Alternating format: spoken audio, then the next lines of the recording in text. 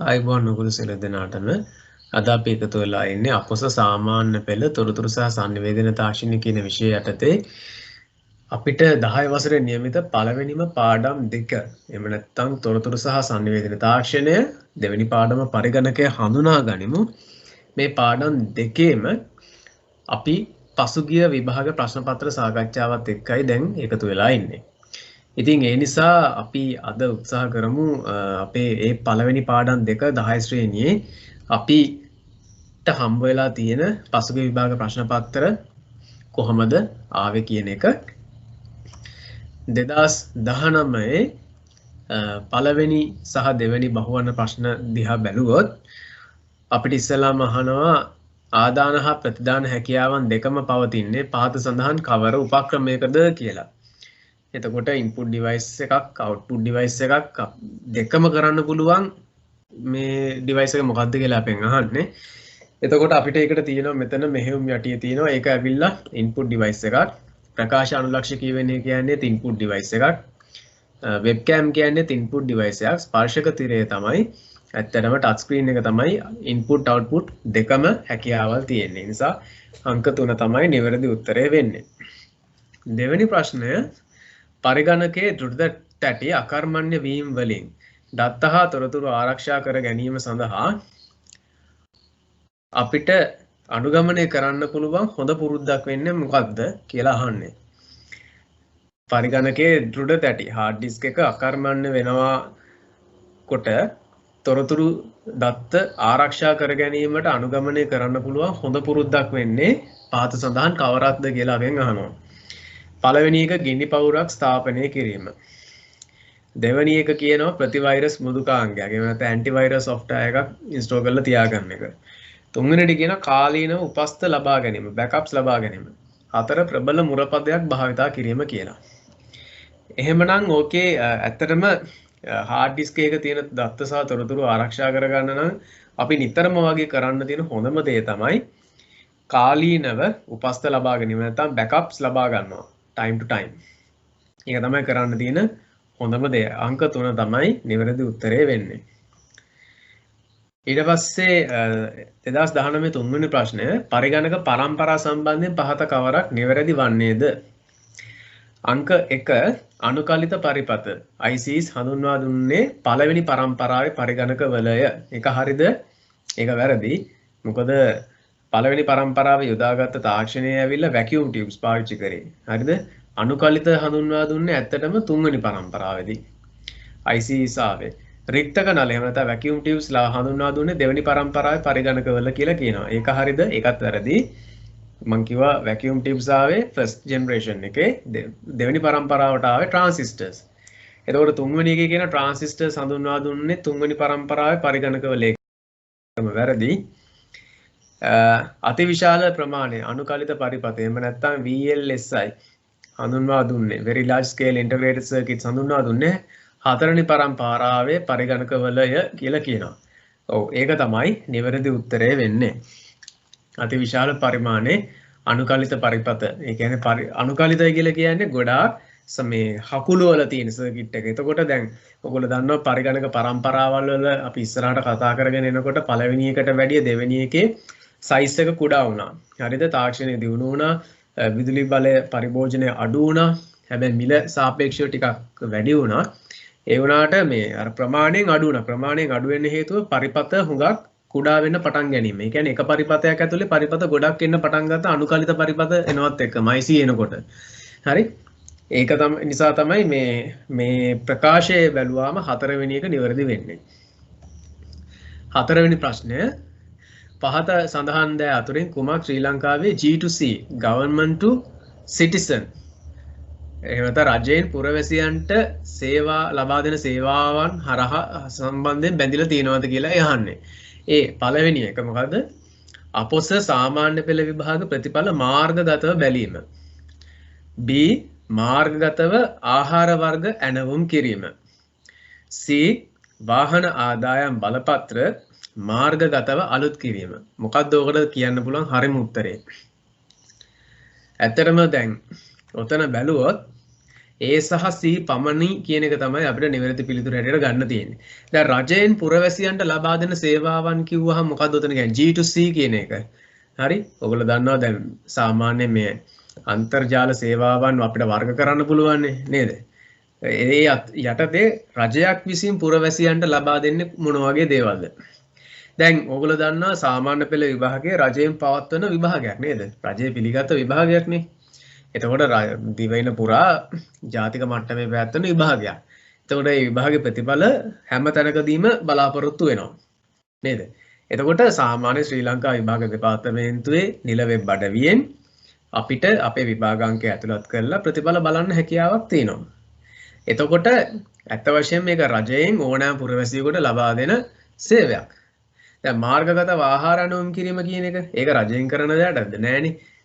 ඒක පෞද්ගලික ආයතන මට්ටමින් එහෙම ඔන්ලයින් ඩිලිවරි සර්විසස් තියෙනවා නේද? ඒක නිසා මේක මේ රජයක් සම්බන්ධ වෙන්නේ නෑ. වාහන ආදායම් බලපත්‍ර මාර්ගගත වලුත් කිරීම මේ වෙහිකල් රෙවෙනියු ලයිසන්ස් කියන එක. ඔව් ඒක ඕනෑම මේ දැන් අපිට හැකියාවක් තියෙන ප්‍රාදේශීය ලේකම් කාර්යාලය වලට ගිහිල්ලා ඒක කරගන්න පුළුවන් වුණාට අපිට පුළුවන් අන්තර්ජාලය ඔස්සේ දුම් පරීක්ෂාව කරලා දුම් පරීක්ෂා සහතිකයේ අංකය ඇතුළත් කරලා ඊට පස්සේ අපේ වාහනේ විස්තර තොරතුරු ටික ඇතුළත් කරලා නේද? අපිට පුළුවන්කම තියෙනවා මාර්ගගතව ගෙවීම සිද්ධ කරලා ඒකට નિયમિત ඒ ගෙවීම කරලා ආදායම් බලපත්‍රය අපිට තැපැල් මාර්ගෙන් ගෙන්න ගන්න හැකියාවක් තියෙන නිසා මේකෙදි A to C කියන A සහ C කියන දෙක පමණයි අපිට නිවැරදි උත්තර හැටියට බාර ගන්න පුළුවන් වෙන්නේ. පස්වෙනි ප්‍රශ්නය දත්ත සැකසුම සඳහා උදාහරණයක් වන්නේ පහත සඳහන් කවරක්ද? මුදල් ආපසු ගැනීමෙන් පසු බැංකු කරන මුදුකාංගයක් භාවිතයෙන් ගිණුමේ ශේෂය ගණනය කිරීම. ඒක හරිද? ඊට පස්සේ අපි අනිත්‍යයක් බලාගෙන යන්කෝ. ගොනුවක් ෆයිල් එකක් USB දාවකයකින් පරිගණකයේ දෘಢ තැටියට කොපි කිරීම. පෞද්ගලික පරිගණකයකට ශ්‍රව්‍ය සංස්කරණ මෘදුකාංගයක් ස්ථාපනය කිරීම. සුපරීක්ෂකයක් විසින් ලිපයක් සුපරීක්ෂීම. මොකක්ද ඕකෙන් හරියටම කරන්න පුළුවන් මේ දත්ත සකස් කිරීමකට ගැලපෙන්නේ මෙතනදී. අංක 1 කියන එක. මොකද ඔයගොල්ලෝ දන්නවා දැන් සාමාන්‍යයෙන් අපි ATM එකකට ගියත් මුදල් ලබා ගත්තායින් පස්සේ අනිවාර්යයෙන්ම බැලන්ස් එක අප්ඩේට් වෙන්න ඕනේ නේද? ශේෂය ගණනය කරලා අපිට ඩිස්ප්ලේ කරලා පෙන්නනවානේ. ඒ ඩිස්ප්ලේ කරලා පෙන්නන අවස්ථාව ඩිස්ප්ලේ කරන අවස්ථාව අවුට්පුට් එකක් නේද? අවුට්පුට් අවස්ථාව ඒ අවුට්පුට් එක දෙන්න කලින් බැලන්ස් එක ගණනය කිරීමක් සිද්ධ වෙන්න ඕනේ. එහෙමනම් ඒක ඇවිලා ඒ ගණනය කරන අවස්ථාව ඇත්ත වශයෙන්ම මොකක් හැටියටද අපි පිළිගන්නේ? ශේෂය ගණනය කිරීම සකස් කිරීමේ අවස්ථාවක් හැටියට අපි පිළිගන්නවා. ඊළඟ ප්‍රශ්නය අපි බැලුවොත් 6 වෙනි ප්‍රශ්නය. සුපිරි පරිගණක, උකුළු පරිගණක හා ටැබ්ලට් පරිගණක අතුරින් පහත සඳහන් යෙදුම් අවස්ථා වඩාත්ම යෝග්‍ය පරිගණක ප්‍රරූපය තෝරන්න. හරිද? අපිට දීලා තියෙනවා ටයිප්ස් තුනක්. සුපිරි පරිගණක, සුපර් කම්පියුටර්, සුකුළු පරිගණක. ඒ කියන්නේ ලැප්ටොප්, ටැබ්ලට් පරිගණක. හරිද? මේ තුනෙන් මේ අවස්ථා තුනක් දීලා දිනවා ABC කියලා. මේ තුනෙන්ට ගැලපෙන්නේ මොන ඒවාද කියලා අපෙන් අහන්නේ. අනුපිළිවෙලින් තියෙන උත්තරේ මොකද්ද කියලා තෝරන්න කියලායි කියන්නේ. A. චන්ද්‍රිකා මගින් අඛණ්ඩව ලබා ගන්න අතිවිශාල දත්ත ප්‍රමාණයක් සකස් කිරීම. B. තම නිවසින් බැහැරව නිවාඩුව ගත කරන ලේඛකයෙකුට රචනාවක් ලිවීම සඳහා. C. ලැබෙන අයිතම ඉල්ලීම් ඇතුළත් කිරීමට වෙළඳසැල් වලට පැමිණෙන ජංගම වෙළඳ නියෝජිතයෙකුගේ භාවිතය සඳහා. දැන් චන්ද්‍රිකා මගින් අඛණ්ඩව ලබා ගන්න අතිවිශාල දත්ත ප්‍රමාණයක් සකස් කිරීම. ඔයගොල්ලෝ දන්නවා සුපර් කම්පියුටර්ස් අපි ගොඩක් වෙලාවට භාවිතා කරන මෙන්න මේ වගේ ස්ථානවලදී. හරිද? මොකද අතිවිශාල දත්ත ප්‍රමාණයක් සකස් කරන්න යොදා ගන්න නම් අපිට සුපර් කම්පියුටර් එකක් අත්‍යවශ්‍යයි. මොකද වේගවත්ම පරිගණකයනේ සුපර් කම්පියුටර් කියන්නේ නේද? ඒ නිසා A කියන එකට අපිට සුපර් කම්පියුටර් කියන එක ගන්න පුළුවන්. B. තමන්ගේ නිවසින් බැහැරව නිවාඩුව ගත කරන ලේඛකයෙකුට රචනාවක් ලිවීම සඳහා. දැන් ඔතන පොඩි ප්‍රශ්නයක් තියෙනවා අපිට ඊළඟට ඉතුරු වෙන උත්තර දෙක ඇවිල්ලා උකුළු පරිගණක. එහෙම නැත්නම් ලැප්ටොප් එකයි ටැබ්ලට් එකයි. දැන් සාමාන්‍ය C කියන ස්ටේට්මන්ට් එක පොඩ්ඩක් බැලුවොත් ලැබෙන අයිතම ඉල්ලීම ඇතුළත් කිරීමට වෙළඳසැල් වල පැමිණෙන ජංගම වෙළඳ නියෝජිතයන්ගේ භාවිතය සඳහා. එතකොට items ඉල්ලීම් ඒ කියන්නේ item request අපිට ගන්නවා නම් සාමාන්‍ය ලැප්ටොප් එකෙන් උත් ඒ වැඩේ කරන්න පුළුවන්. නමුත් ඔබ දන්නවා ලැප්ටොප් එක ටිකක් බරින් වැඩින ටිකක් ලොකුයිනේ සාපේක්ෂව ටැබ්ලට් පරිගණකේ අතින් ගෙනියන එකක් නේද? තනින් තනට ගෙනියන්න පහසුයි. එතකොට ටච් ස්ක්‍රීන් එකකුත් ඒකේ තියෙන නිසා හුඟක් ලේසියෙන් තොරතුරු ඇතුළත් කර ගැනීම, දත්ත ඇතුළත් කිරීම කරන්න පුළුවන්. එතකොට දැන් අර නිවාඩුව ගත කරන ලේඛකයෙකුට රචනාවක් ලිවීම සඳහා එයාට ටැබ් එකෙන් එක කරන්න ටිකක් අපහසුයි නේද? ටච් ස්ක්‍රීන් එක පොඩි හින්දා රචනාවක් ලිවීම වගේ දේවල් කරනකොට එයාට හොඳට කීපෑඩ් එක තියෙන එකක් වෙන්න ඕනේ. හැබැයි තනින් තනට ගෙනියන්න පහසු වෙන්න පුළුවන් වෙන්න ඕනේ. ඒ වගේ එකක් අරගෙන බැලුවොත් B කියන එකට උකුළු පරිගණකය ගැලපෙන ටැබ් මේ ලැප්ටොප් එක C කියන එකට ටැබ්ලට් පරිගණකය හරි. ඒ කියන්නේ අංක 3 තමයි නිවැරදි උත්තරේ වෙන්නේ. අංක 7 A හා B හිස්තැන් සහිත පහත ප්‍රකාශය සලකන්න. සකස් කිරීම කරනකොට මධ්‍යම සැකසුම් ඒකකය එහි හිස්තැනක් කියලා තියෙනවා භාවිතා කරන්නේ නැවත හිස්තැනක් ගෙන එන ලද දත්ත తాවකාලිකව ආචරණය කිරීම සඳහාය. A හා B වලට තියෙන නිවැරදි උත්තර මොනවද කියලා මෙතනින් බලන්නේ. පළවෙනි එක බලන්න ප්‍රාථමික මතකය රෙජිස්ටර් වලින් කියලා කියනවා. එතකොට මොකක්ද ඒකට ගැලපෙන උත්තරේ? හරිද?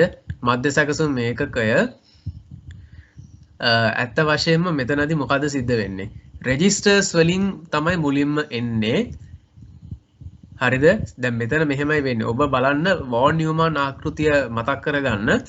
Vaughan Newman ආකෘතිය. එහෙම නැත්නම් අපේ අර බ්ලොක් ඩයග්‍රෑම් එක පරිගණකයක සාමාන්‍යයෙන් ඉන්පුට් ඩිවයිස් එකකින් අපි ඉස්සෙල්ලාම යම්කිසි දත්තයක් ඇතුළත් කරාම එයා කෙලින්ම යන්නේ කොහාටද? ප්‍රාථමික මතකයට. හරි? ප්‍රාථමික මතකය ගත්තාම ඒක RAM එකත් ඒකේ එක කොටසක්.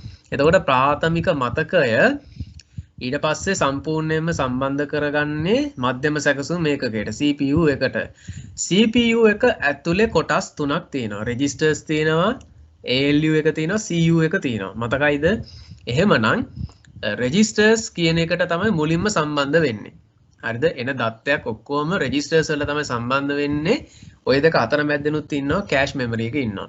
හැබැයි රෙජිස්ටර්ස් ගැන ඔබ පොඩ්ඩක් මතක් කරගන්න. ඉස්සෙල්ලාම දැන් මේ වාක්‍ය දීලා තියෙන විදිහට බැලුවාම මධ්‍යම සැකසුම් ඒකකයේ එහි රෙජිස්ටර්ස් භාවිතා කරන්නේ ප්‍රාථමික මතකයෙන් ගෙනෙන ලද දත්ත తాවකාලිකව ආචරණය කිරීම සඳහායි. ඉස්සෙල්ලාම රෙජිස්ටර් එක ඇතුළට ගන්න ඔබ දන්නවා දැන් අපේ මතක ඒකක අරන් බැලුවොත් අනුපිළිවෙලින් පෙළ ගැස්සුවාම රෙජිස්ටර්ස් තමයි වේගවත්ම මතකය වෙන්නේ. නේද? හැබැයි කුඩාම මතකය වෙන්නේ රෙජිස්ටර්ස්, වේගවත්ම මතකය වෙන්නේ රෙජිස්ටර්ස්. එතකොට රෙජිස්ටර් එකට ප්‍රාථමික මතකයෙන් දුන්නහම තමයි ඊට පස්සේ කන්ට්‍රෝල් යුනිට් එකට යවන්නේ. හරිද? පාලන ඒකකයට යවන්නේ. ඊට පස්සේ තමයි ALU එකට යවලා ඒ අවශ්‍ය කරන වැඩ ටික කරලා දීලා නැවත කන්ට්‍රෝල් යුනිට් එකට එනවා. එතනින් රෙජිස්ටර්ස් වලට එනවා. එතනින් ප්‍රාථමික මතකයට යනවා. ඊට පස්සේ අවුට්පුට් ඩිවයිස් එකට යවනවා. හරි? ඒ නියමන එහෙම නැත්නම් බ්ලොක් ඩයග්‍රෑම් ආකිටෙක්චර් පොඩ හොඳට මතක් කරගන්න මේ ප්‍රශ්නෙත් එක්ක. මෙතන ගැළපෙන උත්තරය වෙන්නේ අංක 2. රෙජිස්ටර්ස් භාවිතා කරන්නේ ප්‍රාථමික මතකයෙන් ගෙනෙන ලද දත්ත తాවකාලිකව ආචරණය කිරීම සඳහා. අංක 8 සම්ප්‍රේෂණ මාධ්‍ය සම්බන්ධයෙන් පහත කවරක් නිවැරදි වන්නේද? සම්ප්‍රේෂණ මාධ්‍ය සම්බන්ධයෙන් පහත කවරක් නිවැරදි වන්නේද? A මීටර් 200 ඉක්මවන දිගු දුරකට දත්ත සම්ප්‍රේෂණය සඳහා නොවැසුණු ඇඹරි යුගල unshielded twisted pairs සුදුසු වේ කියලා කියනවා. ඒක හරිද? ඊට පස්සේ B කියන එකෙන් බලමු ප්‍රකාශ තන්තු කේබල් වල එහෙම නැත්නම් ෆයිබර් ඔප්ටික් කේබල්ස් වල දත්ත සම්ප්‍රේෂණය UTP කේබල්ට වඩා වේගවත් වේ. ඒක හරිද? ඔව් ඒක හරි. රැහන් රහිත C රැහන් රහිත යතුරු පූරු හා පරිගණක අතර sannivedanayට අදෝරක්ත දත්ත සම්ප්‍රේෂණය යොදා ගනී. ඒ කියන්නේ වයර්ලස් කීබෝඩ්ස් වලට පාවිච්චි වෙන්නේ මේ කම්පියුටර් එකත් එක්ක සම්බන්ධය හදාගන්නේ ඉන්ෆ්‍රාරෙඩ් කියන එකලු පාවිච්චි කරන්නේ. ඉන්ෆ්‍රාරෙඩ් ට්‍රාන්ස්මිෂන් එකලු පාවිච්චි කරන්නේ. ඔව් ඒක හරි. අර A කියන ස්ටේට්මන්ට් එක මොකද්ද ඔයගොල්ලෝ හිතන්නේ? ඔව් සාමාන්‍යයෙන් අපිට ඇත්තටම මේ මීටර් 200ක් ඉක්මවනවා නම් හරි මෙන්න මෙහෙම ප්‍රශ්නයක් තියෙනවා. මීටර් 200ක් ඉක්මවනවා කියලා කියන්නේ ගොඩාක් දුර සාමාන්‍ය මේ දත්ත සම්ප්‍රේෂණය කරනකොට හුඟක් වෙලාවට දුරක් යනකොට දත්තය විනාශ වීම සිද්ධ වෙනවා. ඒක එහෙම නැත්නම් ඒ ඉලෙක්ට්‍රොනික සිග්නල් එකක් මාධ්‍යයෙන් ඒ දත්ත ගමන් කිරීමේදී හුඟක් විනාශ වීම එහෙම නැත්නම් ශක්තිය හීන වීම සිද්ධ වෙනවා. එතකොට මේ ගොඩක් වෙලාවට මේ unshielded twisted pair වලදී ඇත්තටම ඒ තරම් ලොකු දුරක් ගෙනියන්න අපහසුයි. ඒක නිසා ගොඩාක් මේ ප්‍රකාශ තන්තු කේබල් තමයි භාවිතා කරන්නේ. ඒ හේතුව නිසා ඇත්තටම ඒ කියන ස්ටේට්මන්ට් එක වැරදි. ඒ නිසා නිවැරදි උත්තරේ හැටියට අපිට මෙතන බාර ගන්න වෙන්නේ B හා C පමණයි කියන එක. හරිද? B හා C පමණයි. අංක 3. 2019 රචනා ප්‍රශ්නය අරගෙන බැලුවොත්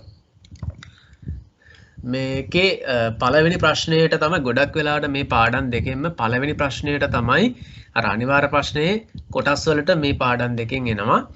ඉතින් පළවෙනි කොටස අපි බැලුවොත් කොළඹ කාලගුණ මධ්‍යස්ථානය මගින් එක මාසක දෛනික වර්ෂාපතන අගයන් වාර්තා කරගනු ලබයි. ඉහත සඳහන් කරන ලද දෛනික වර්ෂාපතන දත්ත සකස් කිරීමෙන් ලබාගත හැකි තොරතුරු සඳහා උදාහරණ දෙකක් ලියන්න. හරිද? මොකක්ද ඒකෙදි කරන්නේ? දෛනික වර්ෂාපතන සකස් කිරීමෙන් ලබාගත හැකි තොරතුරු සඳහා උදාහරණ දෙකක්. ඔතනදී අපිට මෙන්න මෙහෙම දෙයක් ගන්න පුළුවන්. සාමාන්‍ය ඔයගොල්ලෝ දන්නවා කාලගුණ විද්‍යා දෙපාර්තමේන්තුවේ ඔය ඔයගොල්ලෝ දකින ප්‍රවෘත්ති වලත් ඒ වාර්තාවල් එනවා. ඉතින් මෙතන වර්ෂාපතන අගයන් ගැන කියන්නේ. ඒ නිසා අපි ඒකට සම්බන්ධ තොරතුරු තමයි මෙතන උත්තර හැටියට ලියන්න ඕනේ. සාමාන්‍ය ඔයගොල්ලෝ දන්නවා උපරිම වර්ෂාපතනය, අවම වර්ෂාපතනය, ඒ වගේ තොරතුරු අපිට දැනගන්න පුළුවන්කම ලැබෙනවා. ඊට අමතරව වර්ෂාපතනයේ සාමාන්‍ය අගය කොපමණද කියලත් ගණනය කිරීමක් කරලා පෙන්වන්න පුළුවන්. ඒ නිසා මෙතන දැන් අපෙන් දෙකක් අහන්නේ, මම උත්තර 3ක් මෙතන උදාහරණ කොට දාලා තිනවා.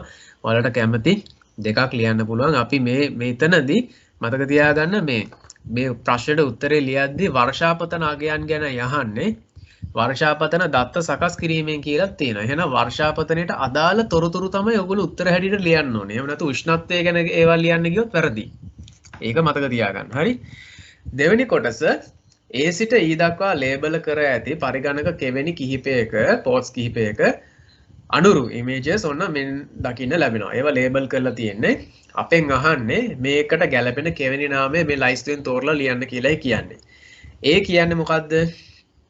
මෙතන A කියන්නේ audio ports. හරිද? audio ports. හරි. B කියන්නේ මොකද්ද? RJ45. RJ45. ඒ කියන්නේ network port එක මේ තියෙන්නේ. C කියන්නේ මොකද්ද? දැන් C එකයි D එකයි පොඩ්ඩක් ඕගොල්ලන්ට පටලවෙන්න පුළුවන්. මේ හැඩය හොඳට මතක තියාගන්න. C එකේ තියෙන්නේ HDMI port එක. හරිද? HDMI එක. D කියන්නේ USB port එක. හරිද? E කියන්නේ VGA port එක. ඇයි VGA port එක කියලා මේක තියෙන්නේ? දැන් මෙතන ලයිස්තුව දීලා තියෙන නිසා ලියන්න පුළුවන්. නමුත් සාමාන්‍යයෙන් ගොඩක් ළමයි මේක parallel port කියලාත් ලියන වෙලාවල් මම දැකලා තියෙනවා. serial port කියලාත් ලියනවා මම දැකලා තියෙනවා. නමුත් ඒක අපි තේරුම් ගන්න ඕනේ. ඇත්ත වශයෙන්ම VGA port එකේ pins මේ සිදුරු 15ක් තියෙන්නේ. port එකේ සිදුරු 15ක් තියෙන්නේ. හරිද? සිදුරු තියෙන්නේ. හරිද? parallel port එකේ සිදුරු තියෙන්නේ. හැබැයි parallel port එක හුඟක් දිගයි. හරිද? සීරියල් පෝට් එක ඇවිල්ලා තුඩු තියෙන්නේ. ඒ නිසා ඒ තුන් ආකාරයක් තියෙන්නේ. ඒ හින්දා ඔයාලට දැන් මෙතන ලයිස්තුව තියෙන නිසා VGA පෝට් කියන එක ලේසියෙන්ම හඳුනා ගන්න පුළුවන්. ඒකේ සිදුරු 15ක් තියෙන්නේ. හොඳයි අපි 2018 MCQ 17 වෙනි ප්‍රශ්නය අරගෙන බැලුවොත් පුද්ගලයෙකු තම බැංකු ATM කාඩ් පත ස්වයංක්‍රීය ටෙල යන්ත්‍රයකට ඇතුළත් කොට තම පුද්ගලික හැඳුනුම් අංකය එතන පින් එක යන්ත්‍රයට ලබා දෙනවා. අනතුරුව ඔහු ලබාගත යුතු මුදලේ අගය යන්ත්‍රය වෙත ලබා දෙනවා.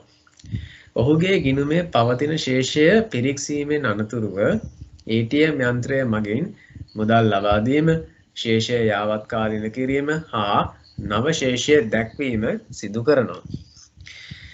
ඉහත සංසිද්ධියට අදාළව ආදානයක්, ක්‍රියාවලියක්, ප්‍රතිදානයක් පිළිවෙලින් දක්වා ඇත්තේ පහත කවරකද කියලා අපෙන් අහන්නේ. එතකොට එහෙම බැලුවොත් මේ ATM යන්ත්‍රයකට අපි මෙතනදී ඉස්සෙල්ලාම කාඩ් එක ඇතුල් කරලා හරිද? පින් එක ඇතුළත් කරනවා කියලා තියෙනවා. හරිද? ඊට පස්සේ මුදලේ අගය යන්ත්‍රය වෙත ලබා දෙනවා කියලා තියෙනවා. එතකොට මේ පින් එක ඇතුළත් කිරීම සහ මුදලේ අගය ලබා දීම කියන එක අපිට මෙතනදී ආදානයක් විදිහට ඉන්පුට් එකක් විදිහට සලකලා ගන්න පුළුවන්. හරිද? එතකොට මෙතනදී අපිට දැන් පිළිවෙලින් තියෙන උත්තරනේ බලන්න. ඒ නිසා අපිට 1යි 2යි කියන එක මේ සලකන්න පුළුවන්, අනිත් දෙක බැහැර කරන්න පුළුවන්. ඊට පස්සේ ඔහුගේ ගිණුමේ පවතින ශේෂය පිරික්සීමෙන් අනතුරුව මුදල් ලබා දීම, ශේෂය යාවත් කාලීන කිරීම සහ නව ශේෂය දැක්වීම සිද්ධ කරයි කියලා කියනවා. එතකොට දැන් මෙතනදී අපි තේරුම් ගන්න ඕන දෙයක් තමයි නව ශේෂය දැක්වීම කියලා කියන එක ඇවිල්ලා අවුට්පුට් එකක්නේ. නව ශේෂය දක්වන්න කලින් ශේෂය යාවත් කාලීන කිරීම සිද්ධ වෙන්න ඕන නේද? ශේෂය යාවත් කාලීන කිරීම එහෙම නැත්නම් බැලන්ස් එක අප්ඩේට් කරනවා කියලා කියන්නේ ඒක සකස් කරන අවස්ථාව, ප්‍රොසෙස් වෙන අවස්ථාව. ඒ නිසා අපිට මෙතනදී අංක 2 නිවැරදි පිළිතුර හැටියට ගන්න පුළුවන්. ආපහු බලන්න ඉන්පුට් එක වෙන්නේ ලබාගත යුතු මුදල, amount of money to withdraw කියන එක අපි ලබා දෙනවා. ඊට පස්සේ ක්‍රියාවලිය process එක ශේෂය යාවත් කාලීන කිරීම කියන එක එනවා. නව ශේෂය කියන්නේ මොකද්ද? ප්‍රතිදානයක් අරන් දෙනවා. හරිද? එහෙමනම් අංක 2 තමයි මෙතන නිවැරදි උත්තරය වෙන්නේ. අපි 18 වෙනි ප්‍රශ්නය බැලුවොත් පරිගණක තාක්ෂණයේ පළමු පරම්පරාවේ සිට නූතන පරම්පරාව දක්වා පරිණාමනයේදී පහත සඳහන් කුමක් සිදු වීද? A පරිගණකවල සැකසුම් හැකියාව processing power එක වැඩි වීම. ඒක හරියද? ඔව් ඒක හරි. B මධ්‍යම සැකසුම් ඒකකය තුල වර්ග සෙන්ටිමීටරයක ඇති ට්‍රාන්සිස්ටර් සංඛ්‍යාව වැඩි වීම. ඒක හරියද? ඔව් ට්‍රාන්සිස්ටර් සංඛ්‍යාව වැඩි වීමත් හරි. C පරිගණකවල ආචරණ ධාරිතාව වැඩි වීම. ඒක හරියද? ඔව් ඒකත් හරි. එහෙනම් A B C තුනම නිවැරදි. හරිද? හතරවෙනි උත්තරේ තමයි ඒකේ හරි. අංක 19 පරිගණකයක් තුල කල්පවතිනසේ දත්ත ආචරණය කිරීමට යෝග්‍ය වන්නේ පහත සඳහන් කුමක්ද? කල්පවතිනසේ දත්ත ආචරණය කිරීමට යෝග්‍ය වන්නේ කොහොමද කියලා යහන්නේ. එතකොට නිහිත මතකය කිව්වම කෑෂ් මෙමරි එක. ඊළඟට මෙතන RAM එක වීඩියෝ මෙමරි කියලා එකක් තියෙනවා. මොකද්ද මෙතන ඇත්තටම කියන්නේ? කල්පවතිනසේ කියලා කිව්වා. ඩියුරබල් ස්ටෝරේජ් එකක් කියලා කිව්වම ඔතන ඔය Nokia අහන්නේ නැෂ්‍ය නොවන මතකයක් ගැන. හරිද? non volatile memories ගැන තමයි ඔතන ඔය අහන්නේ. ඒ කියන්නේ විදුලි බලය නැති වුණත් මතකය රඳා පවතින ඒවා මොනවද කියන එක මෙතන අහන්නේ. එහෙමනම් මෙතන වඩාත්ම සුදුසුම දේ මොකද්ද? hard disk එක. දෘඩ තැටිය කියන එක තමයි හරි උත්තරය වෙන්නේ. ඊට පස්සේ 2018 20 වෙනි ප්‍රශ්නය ආදාන උපක්‍රම පමණක් දැක්වෙන්නේ පහත සඳහන් කවරකද? පළවෙනිටම තියෙන යතුරු පූර්ව බාර්කෝඩ් රීඩර් එක, CD-ROM එක, සමතල සුපරීක්ෂණය. මොකද්ද එතන හරි උත්තරය? ඇත්තටම ඒක තමයි හරි උත්තරේ. CD-ROM එකත් මෙතන ආදාන උපක්‍රමයක් විදිහට පාවිච්චි වෙන්නේ. හරිද? මෙතන දැන් දෙවෙනි උත්තරේ බැලුවොත් ටච් ස්ක්‍රීන් කියන එක. දැන් වෙබ් කැමරාවත් හරි ෆ්ලැට් බේස් ස්කෑනර් එකත් එතන තියෙනවා. ටච් ස්ක්‍රීන් එක ගත්තාම ඉන්පුට් අවුට්පුට් දෙකම සිද්ධ වෙනවා මෙතනදී. ඒක නිසා දැන් අපේ ප්‍රශ්නය අහන්නේ පමණක් කියන කොටස බෝල්ඩ් කරලා තියෙන හින්දා අපිට හරි උත්තරය හැටියට ගන්න පුළුවන් වෙන්නේ පළවෙනි එක විතරයි. හරිද? ස්පර්ශ තිරය කියලා කියන්නේ ඇත්ත වශයෙන්ම අවුට්පුට් ඩිවයිස් එකකුත් හැටියට එයා වැඩ කරන හින්දා මෙතන අපිට පළවෙනි ආන්සර් එක විතරයි ගන්න වෙන්නේ. CD-ROM එකක් කියන්නේ ඇත්තටම අපි දැන් CD එකක් අපි ඒකේ මේ මොනවාද ස්ටෝරේජ් ඩිවයිස් එකක් තමයි. නමුත් ඒකෙන් අපි දත්ත ලබා ගැනීමක් සිදු කරනෝනේ CD-ROM එක පාවිච්චි කරලා. CD තැටිය ඒකට දාලා CD-ROM එකෙන් තමයි රීඩ් කරලා දෙන්නේ. ඒ නිසා ඒක ඉන්පුට් ඩිවයිස් එකක් විදිහට පිළිගන්න පුළුවන් එතනදී. 21 වෙනි ප්‍රශ්නය පරිගණකයේ මධ්‍ය සැකසුම් ඒකකයේ හෝරා වේගය ක්ලොක් ස්පීඩ් එක මැනීමට භාවිතා කළ හැකි පහත සඳහන් කවරක්ද? මොකක්ද ඒකට කියන්න පුළුවන්? ක්ලොක් ස්පීඩ් එක හැටියට අපිට ගන්න පුළුවන් වෙන්නේ. මොකද්ද පරිගණකයේ මධ්‍ය සැකසුම් ඒකකයේ වේගය මනින මේ ඒකකය? ගිගාහර්ට්ස්. ගිගාහර්ට්ස් තමයි හරි උත්තරේ. ඒ කියන්නේ හර්ට් එකක් කියලා මෙතනදී අදහස් කරන්නේ තප්පරයකට ප්‍රොසෙස් කරන සකස් කරන මේ උපදේශ සංඛ්‍යාව තමයි එතනදී මේ ක්‍රියාත්මක කරන උපදේශ සංඛ්‍යාව තමයි අපි හර්ට් එකකින් ගණන් කරන්නේ.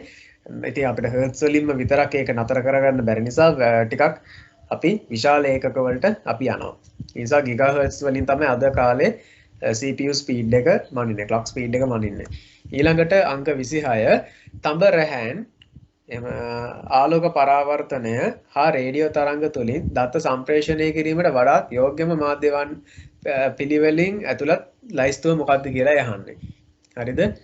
දැන් මෙතන තියෙනවා තඹ රැහැන් කියලා තියෙනවා, ආලෝක පරාවර්තනය තියෙනවා, රේඩියෝ තරංග කියලා තියෙනවා. එතකොට තුනටම අයිති වෙන සම්ප්‍රේෂණය වෙන මාධ්‍ය පිළිවෙලින් තියෙන්නේ මොන උත්තරේද කියලා යහන්නේ. තඹ රැහැන් ගත්තොත් මෙතනදී අපි දන්න ඇම්බර් යුගල එහෙම නැත්නම් ට්විස්ටඩ් පෙයර්ස් අපිට පාවිච්චි කරන්න පුළුවන්. ආලෝක පරාවර්තන ගුණාංගය පාවිච්චි කරන්නේ මොන මාධ්‍යයේද? ප්‍රකාශ තන්තු වල එහෙම නැත්නම් ෆයිබර් ඔප්ටික්ස් වල. රේඩියෝ තරංග සඳහා හොඳම උදාහරණයක් තමයි Wi-Fi කියන එක. එහෙමනම් අංක 3 තමයි හරි උත්තරේ වෙන්නේ.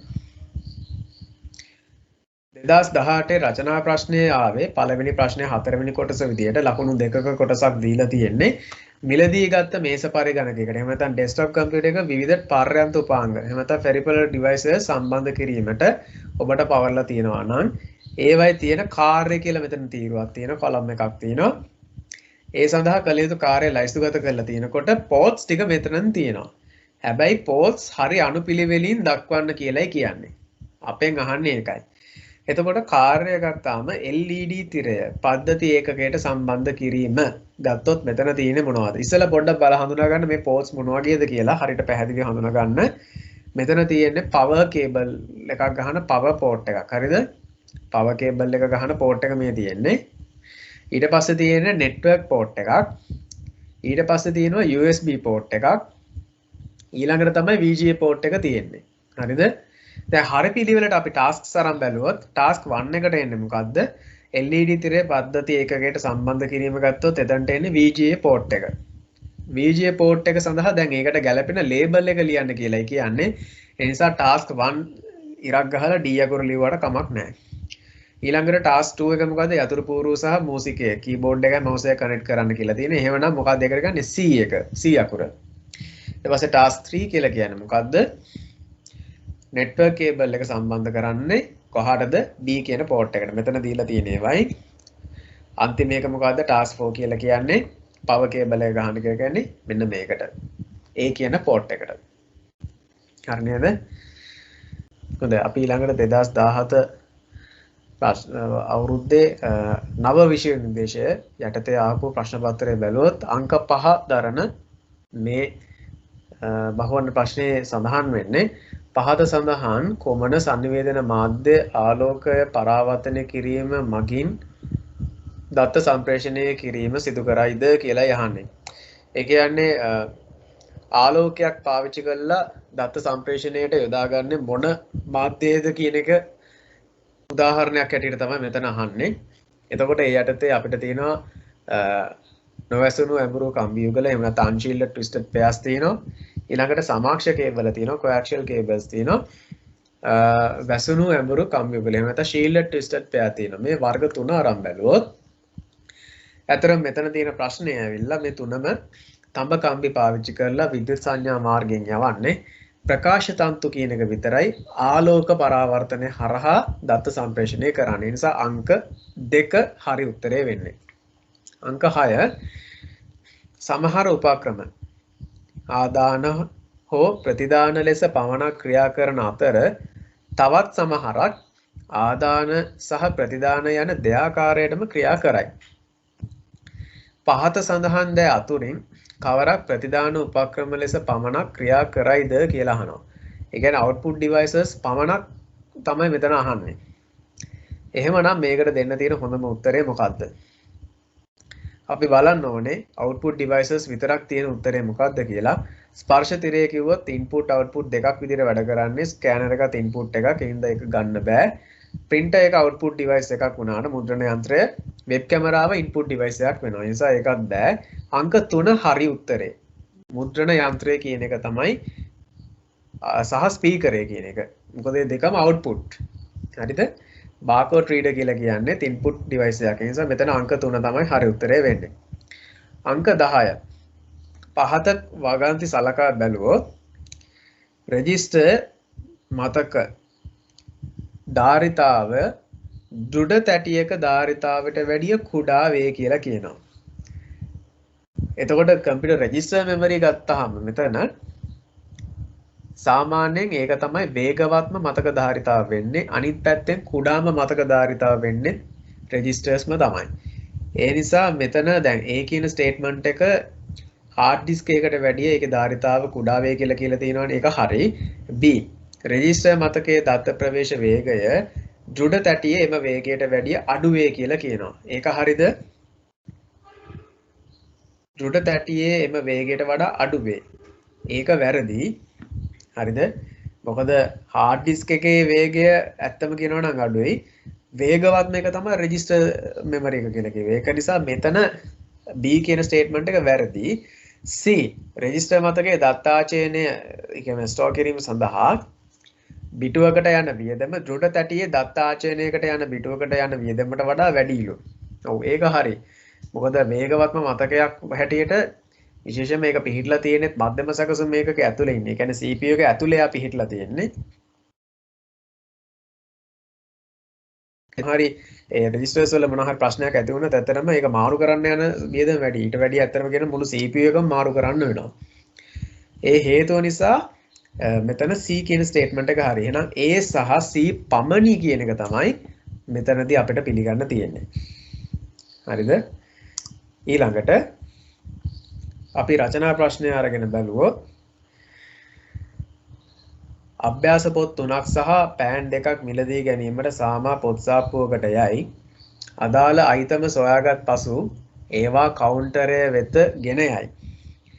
අනතුරුව වෙළඳ සහායක විසින් අයිතමවල අලවා ඇති තීරුකේත එනතම් බාකෝඩ් එක සාප්පුවේ ඇති තොරතුරු පද්ධතියට සුපරීක්ෂණ කරනු ලබයි. කියන්නේ ස්කෑන් කරනවා. හරිද? එක් අයිතමද පද්ධතියට ඇතුළත් කරනවා.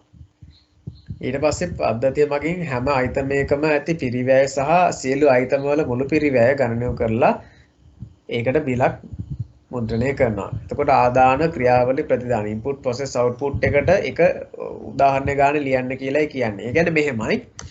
ඇත්තටම උතන පොත් 3ක් පෑන් 2ක් මිලදී ගන්න යනවා. ඊට පස්සේ ඒව ගත්තයින් පස්සේ කවුන්ටරයට ගෙනිච්චාම අර බාකෝඩ් රීඩර් එක අල්ලලා ඒක එක් අයිටම් එකට ස්කෑන් කරලා ගන්න. එතකොට ඒකෙන් ඩිටෙක්ට් කරලා ගන්නවා ඩීටේල් ටික. ඊට පස්සේ ඒකේ ක්වොන්ටිටි එක ඇතුළත් කරනවා. ඊට පස්සේ ඒක මොකද්ද පිරිවැය ඔක්කොම ගණනය කරනවා. ඒ කියන්නේ කොච්චර බිල් එකද කියලා ටෝටල් කරලා බලනවා. ටෝටල් කරලා ඉවර වෙලා ඊට පස්සේ මොකද්ද අවුට්පුට් කරලා දෙන්නේ? බිල. එහෙමනම් ආදානය වෙන්නේ මොකද්ද මෙතනදී ඉන්පුට් කරන්නේ? ආදානය කරන්නේ එකක් තීරුකේතය කියන එක. නේද?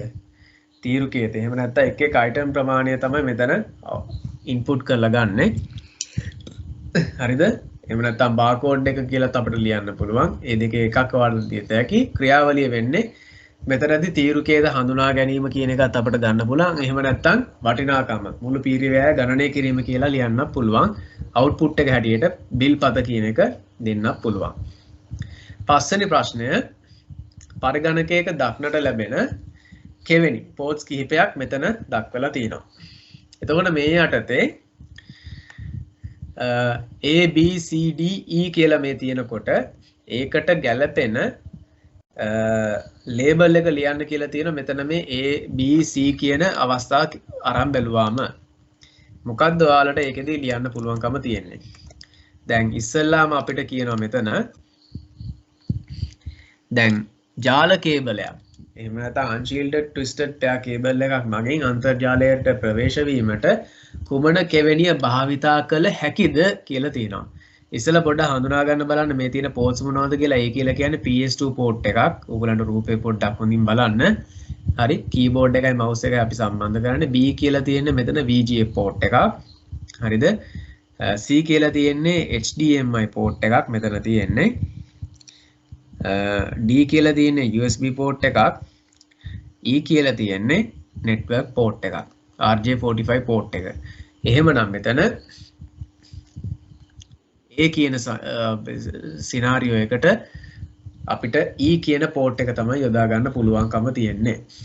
B කියන එකට අංකිත කැමරාවක් මගින් ලබා ගන්නා ඡායාරූප පරිගණකයට කොපි කර ගැනීමට කුමන කෙවෙනිය භාවිතා කළ හැකිද කියලා යහන්නේ. එහෙමනම් ඩිජිටල් කැමරාවක් සඳහා අපි යොදා ගන්න මෙතනදී මොකක්ද? D කියන පෝට් එක. මේක USB පෝට් එකක්. හරිද? 2016 බැලුවොත් MCQ පළවෙනි ප්‍රශ්නය මධ්‍යම සැකසුම් මේකකේ රික්තක නල ට්‍රාන්සිස්ටර් මගින් ද ඉන් අනතුරුව ට්‍රාන්සිස්ටර් අනුකලිත පරිපථ මගින්ද ප්‍රතිස්ථාපනය වීමේ ප්‍රතිඵලය වූයේ කුමක්ද? එතකොට දැන් මධ්‍යම සැකසුම් ඒකකේ වැකියුම් ටියුබ්ස් පාවිච්චි කළේ කොයි කාලෙද මොන පරම්පරාවේද? පළමු පරම්පරාවේ. හරිද? ට්‍රාන්සිස්ටර් යොදාගත්තේ දෙවෙනි පරම්පරාවේ. තුන්වෙනි පරම්පරාවේ තමයි ICs පාවිච්චි කරන්න පටන් ගත්තේ. එතකොට මේකේ ප්‍රතිඵලය මොකක් වුණාද කියලා යහන්නේ. අංක 1 සැකසුම් බලය එහෙම නැත්නම් processing මේ power එක සහ විදුලි බල පරිභෝජනය දෙකම ඉහළ ගියා කියලා කියනවා. දෙකම ඉහළ ගියාද? ඇත්තට මෙහෙමයි. සැකසුම් බලය වැඩි වුණාට විදුලි බල පරිභෝජනය ඉහළ ගියේ නැහැ, ඒක අඩු වුණා. ඒ නිසා මේ පළවෙනි එක වැරදි. 2 සැකසුම් බලය ඉහළ යෑම සහ විදුලි බල පරිභෝජනය පහළ බැසීම. සැකසුම් බලය ඉහළ ගියා. ඒක හරි. විදුලි බල පරිභෝජනය පහළ ගියා. ඒකත් හරි. අපි අනිත් ඒවාත් බලමු. සැකසුම් බලය පහළ බැස්සා විදුලි පරිභෝජනය ඉහළ ගියා. ඒක වැරදි. සැකසුම් බලයයි විදුලි පරිභෝජනය දෙකම පහළට ගියා කියලා කියනවා. ඒකත් වැරදි. සැකසුම් බලය ඉහළ යාම සිද්ධ වුණේ අංක 2. ඒ කියන්නේ සැකසුම් බලය ඉහළ ගියා, විදුලි පරිභෝජනය පහළට බැස්සා. අංක 2. ඊට පස්සේ MCQ දෙවෙනි ප්‍රශ්නය මෙන්න මේ උපක්‍රම ඩිවයිසස් තුනක් දීලා තියෙනවා. A මූසිකය, B ස්පර්ශක තිරය, C ලිවිය හැකි බාහිර DVD දායකය, එහෙම නැත්නම් external DVD writable එක drive එක. DVD writer කියලා උතන කියන්නේ. මෙතනින් ආදාන ප්‍රතිදාන දෙකටම පාවිච්චි කරන්න පුළුවන් මොකක්ද කියලා යහන්නේ. ඇත්තටම දැන් ඉන්පුට් අවුට්පුට් දෙකටම ගත්තහම මූසිකේ මවුස් එක ගන්න බෑ. ඉන්පුට් එකක් විතරයි යා හැටියට විතරයි යා වැඩ කරන්නේ. ටච් ස්ක්‍රීන් එක නම් අපිට දෙකක් සඳහා පාවිච්චි කරන්න පුළුවන්. ඇත්තටම DVD drive එක මොකක්ද ඒකට ගන්න පුළුවන්. ඔව් ඇත්තටම දැන් ලිවිය හැකි. දැන් මෙතන මෙහෙම DVD එකක් අපි DVD ROM එකක් ඇතුළට දැම්මා මේකෙන් කියවලා ගන්න පුළුවන්. මෙතන අපිට දීලා තියෙන්නේ external DVD writable drive. writable drive කියලා කියන්නේ අපි ගාව තියෙන එකක් DVD එකකට save කරන්න පිටපත් කරන්න මේ ඒකේ තියෙන දේ DVD එකට ඇතුල් කරන්න අවස්ථාව තියෙනවා ඒකේ නේද? එහෙමනම් C කියන එක input output දෙකම කාර්ය කරලා දෙනවා. ඒ නිසා මෙතන B හා C පමණයි මේ දෙකටම අයිති වෙන devices ඇටියට ගන්න තියෙන්නේ. අංක 3. ඊට පස්සේ රචනා ප්‍රශ්නය අරගෙන බැලුවොත් තම බැංකු ගිණුමෙන් මුදල් ආපසු ගැනීමට ගීතා ස්වයංක්‍රීය ටෙලර් යන්ත්‍රයක් භාවිතා කරයි. ඇය පළමුව යන්ත්‍රයට කාඩ් පත ඇතුළත් කරලා රහස් අංකය ලබා දෙනවා. ඊට පස්සේ Tamanට ගන්න අවශ්‍ය කරන මුදල ඇතුළත් කරනවා. මේක ගිණුම ශේෂය සෝදිස කරලා ආපහු ගැනීමට අවශ්‍ය කරන මුදලට වැඩි ගිණුමේ ශේෂය වැඩි නිසා. හරිද? ඉල්ලා ඇති මුදල යන්ත්‍රයෙන් ලබා දෙනවා. මීට සමගාමීව පද්ධතිය මගින් ගිණුමේ තිබුණු ශේෂයෙන් යන්ත්‍රය මගින් ගෙවන ලද මුදල අඩු කරලා බැලන්ස් එක යාවත් කාලින කරලා පෙන්නනවා, අප්ඩේට් කරලා පෙන්නනවා. ආදානයේ ක්‍රියාවලිය ප්‍රතිදානය. මේ ප්‍රශ්නේම අපිට මීට ඉස්සෙල්ලත් හම්බ වුණා. අර ATM යන්ත්‍රයක වෙන ක්‍රියාවලිය මෙතන මොකද්ද බලන්නේ? ඉන්පුට් එක වෙන්නේ මොකද්ද? අපිට ඉන්පුට් එක විදිහට ලියන්න පුළුවන් පින් නම්බර් එක. ඊට පස්සේ අවශ්‍ය මුදල ඒ දෙකින් එකක් අපිට ලියන්න පුළුවන්. දැන් එකයිනේ අපෙන් අහන්නේ. ඒ නිසා ඔයාලට කැමති එකක් ලියන්න පුළුවන්.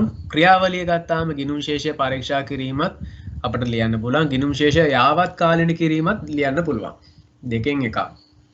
ප්‍රතිදානය වෙන්නේ අවශ්‍ය මුදල. එහෙම නැත්නම් මෙතන අපිට දීලා නැහැ මුදල කියන එක විතරයි අපිට මෙතන කියලා තියෙන්නේ. හැබැයි ඉතින් අපිට අවශ්‍ය නම් ලදුපත කියන එක ලිව්වත් වරදක් නැහැ. ඉතින් දැන් මේකේ තියෙන ඒවාම ගොඩක් වෙලාවට හොඳට හොයලා බලලා ලිව්වා නම් වඩා සුදුසුයි. නමුත් අර මේ ලදුපත රිසිප්ට් කියන එකත් ඉතින් නිවැරදි උත්තරයක් හැටියට බාර ගන්නවා. මේකේ සඳහන් කරලා නැති වුණත් සාමාන්‍යයෙන් ATM යන්ත්‍රයක ඒක සිද්ධ වෙන නිසා ඒක නිවැරදි උත්තරයක් හැටියට අපිට බාර ගන්න පුළුවන්.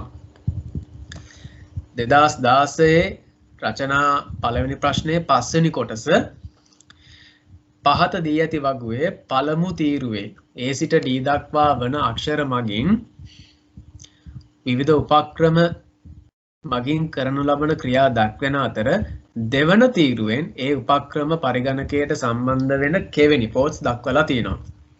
හැබැයි નિયમિત අනුපිළිවෙලකට නෙමෙයි තියෙන්නේ. එතකොට අපිට කියනවා මෙතනදී මේ සඳහා දැන් මේ එක් එක් කාර්යයන් වලදී කරන දේවල් හරි පිළිවෙලට ලියා දක්වන්න කියලා කියනවා. අක්ෂරයට ඉස්සරහින් මේ පෝට් එක ලිව්වනම් හරි.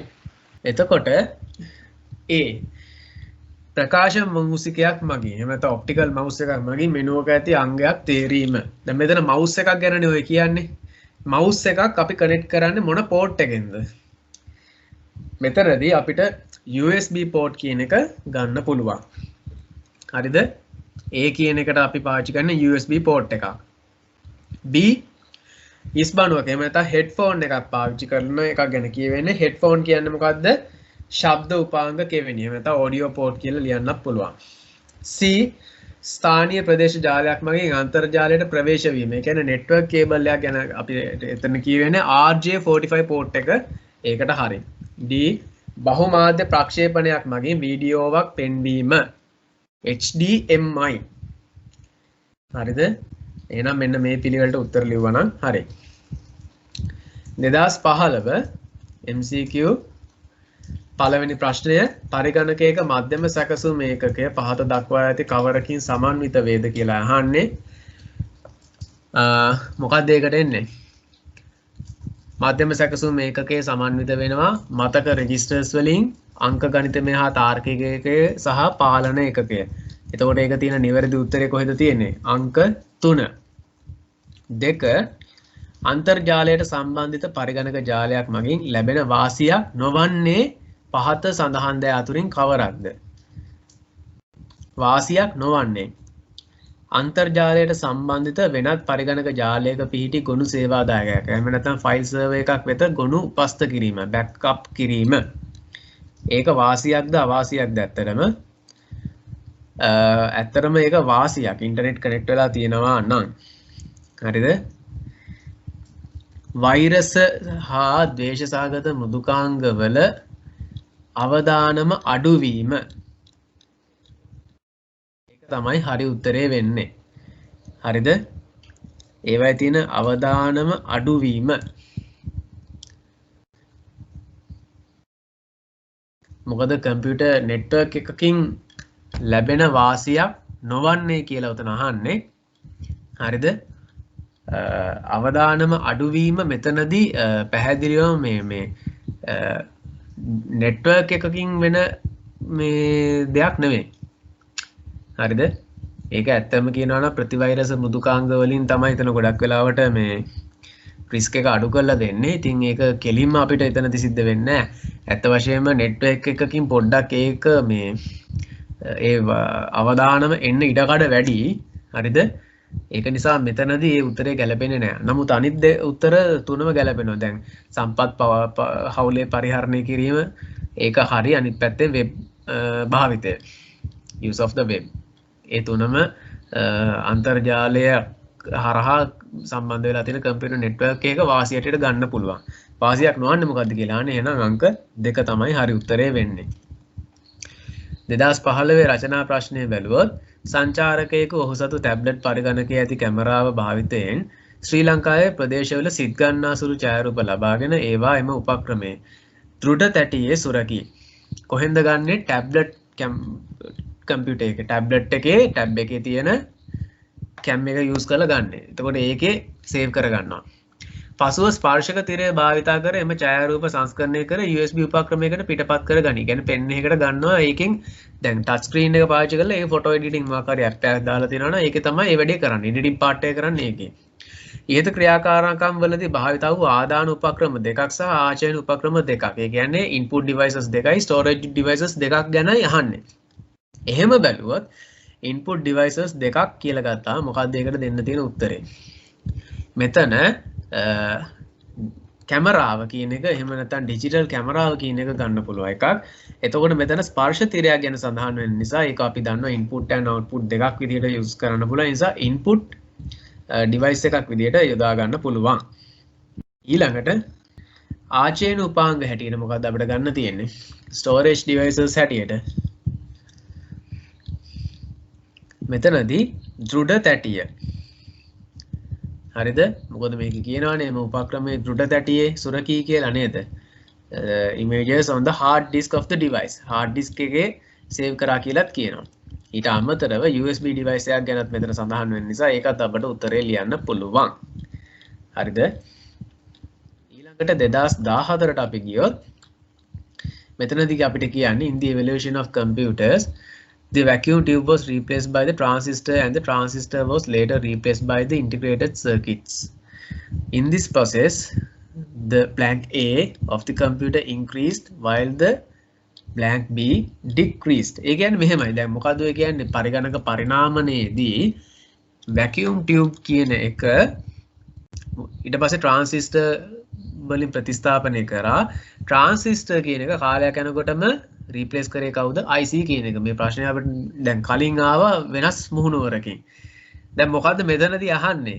A සහ B කියලා ස්තැන් දෙකක් ගැන කියනවා. මොකද්ද කියන්නේ?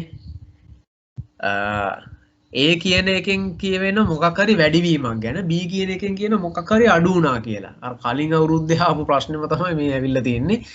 මොකද්ද එතන කියන්නේ? අපි බැලුවොත් එකින් එකට efficiency කියන එක කාර්යක්ෂමතාවය වැඩි වුණා කිද්ද? physical size එක අඩු වුණාද? ඔව්. ඒක අපිට පිළිගන්න පුළුවන්. හරිද? අපි අනිත් ඒවා බලමුකෝ. දෙවෙනි එකේ කියනවා efficiency එක වැඩි වුණා, reliability එක අඩු වුණා කියලා. ඒ කියන්නේ කාර්යක්ෂමතාවය වැඩි වෙලා විශ්වාසාන්තභාවය අඩු වුණාලු. ඒක වෙන්න බෑනේ නේද? දෙක වැරදි. 3 physical size එක වැඩි වුණාලු, කාර්යක්ෂමතාවය අඩු වුණාලු. ඒකත් වැරදි. 4 physical size එක වැඩි වෙලා cost එක වියදම අඩු වුණාලු. ඒකත් වැරදි. ඇත්තටම physical size එක තමයි අඩු වුණේ, කාර්යක්ෂමතාවය වැඩි වුණා. ඒ නිසා අංක 1 තමයි හරි උත්තරේ වෙන්නේ උතන. 2 consider the following devices. A digital camera, B speaker, C hard disk. Which of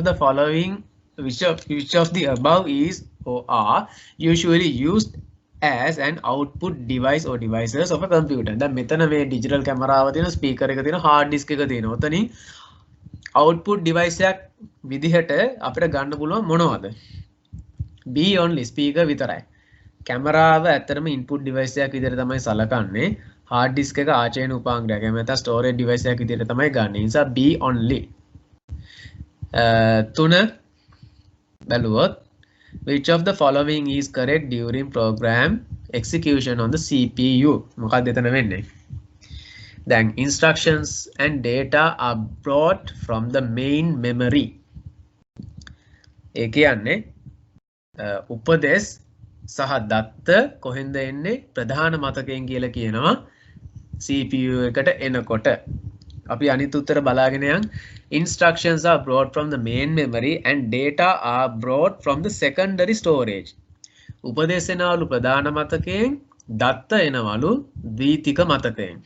3 instructions are brought from the secondary storage and data are brought from the main memory.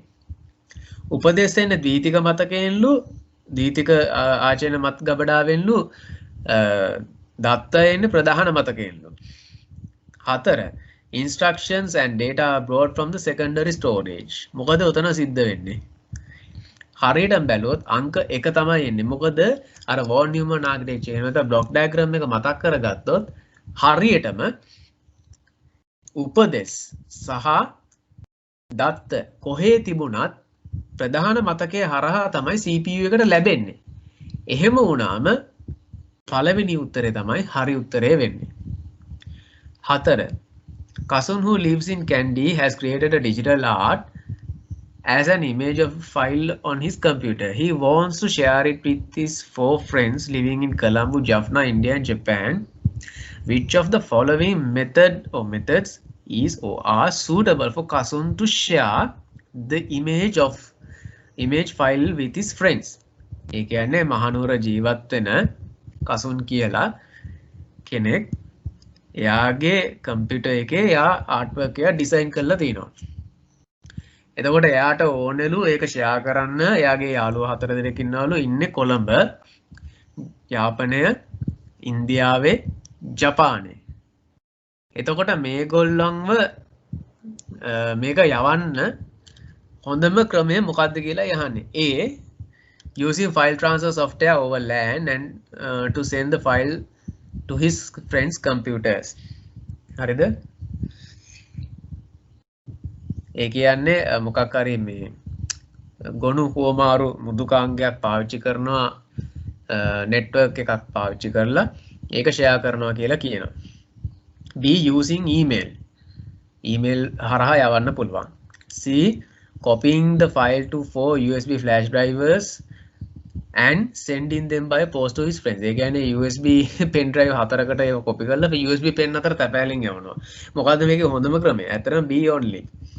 ඒ කියන්නේ දැන් මෙතන පළවෙනි එක ඇවිල්ලා ඒ කියන එක ඇවිල්ලා ඇත්තටම කියනවා නම් මේ ලංකාවේ ඇතුලේ වගේ හිටියා නම් ඒත් ප්‍රශ්නයක් නෑ. නමුත් සාමාන්‍ය මෙතන LAN කියන වචනේ නේ තියෙන්නේ.